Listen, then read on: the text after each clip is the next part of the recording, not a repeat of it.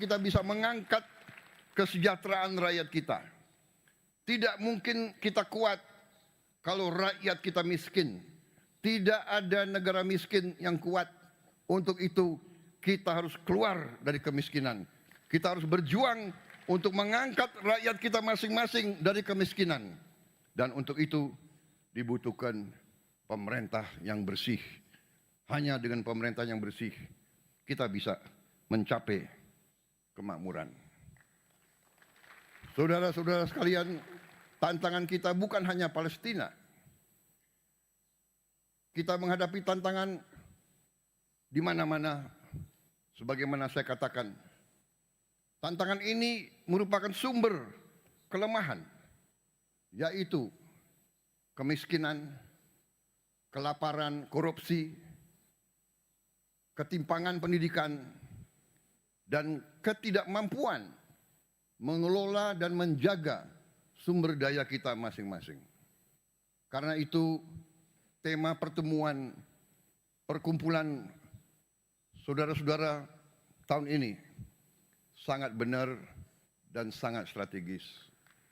Good governance and strong institutions as pillars of resilience. Tanpa tata kelola yang baik, tanpa lembaga yang kuat, tanpa pemimpin-pemimpin yang jujur, pejabat-pejabat yang mengabdi kepada rakyatnya, negara tak akan pernah memiliki daya tahan, apalagi daya saing. Pemerintah Indonesia saat ini berkomitmen menjalankan beberapa agenda besar, mulai dari reformasi politik dan birokrasi, pembangunan sumber daya manusia, swasembada pangan dan energi, hingga penguasaan ilmu pengetahuan dan teknologi.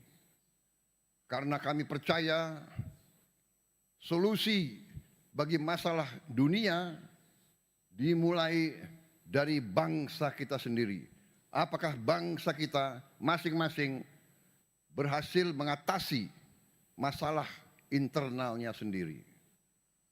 Saudara-saudara sekalian, kalau kita tidak bisa mengurus bangsa kita sendiri, bagaimana kita mau membantu umat yang sedang dalam kesusahan? Kalau kita lemah, tidak mungkin kita bisa bantu Palestina. Bahkan suara kita pun tidak akan didengar. Suara kita didengar kalau kita bersatu dan kita kuat. Siang ini, sebelum saya tiba di forum majelis terhormat ini, saya sempat berbincang dengan sahabat saya, Sultan Brunei Darussalam. Kami bersepakat bahwa dunia Islam bisa menjadi solusi bagi dunia. Kita bisa dan kita harus menghadirkan perdamaian dunia. Karena itu, saudara-saudara sekalian, ajaran Islam adalah ajaran perdamaian. Esensi ajaran Islam adalah cinta kasih. Inilah esensi agama kita dan inilah warisan yang harus kita hidupkan kembali di tengah dunia yang sedang kehilangan arah. Tetapi walaupun kita ingin perdamaian, kalau kita lemah, mungkin ada pihak-pihak yang tidak ingin perdamaian. Mungkin ada pihak-pihak yang melihat kalau kita lemah, kita bisa dijajah kembali, kita bisa disuruh-suruh sebagai bangsa pion, bangsa budak, bangsa kacung. Saudara-saudara sekalian, mari kita satukan langkah. Kita hidupkan kembali semangat-semangat tokoh besar kita. Kita buktikan bahwa Islam hadir sebagai rahmat bagi semesta alam.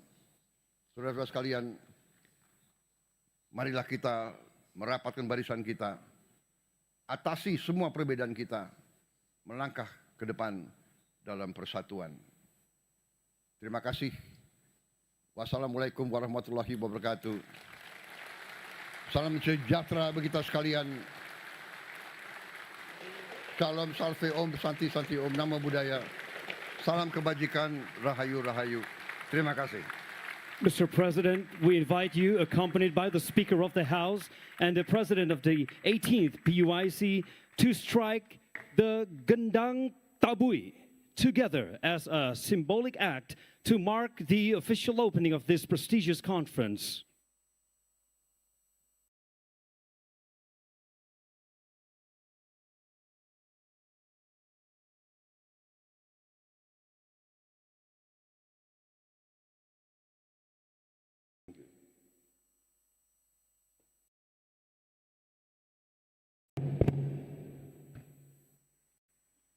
Dengan mengucap Bismillahirrahmanirrahim pada malam hari ini, hari Rabu 14 Mei 2025, saya Prabowo Subianto, Presiden Republik Indonesia, membuka the 19th session of the Conference of the Parliamentary Union of OIC Member States, PUIC and related meetings.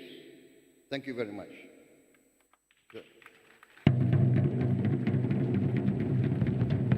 The 19th session of the Conference of the Parliamentary Union of OIC Member States and related meetings is now officially open.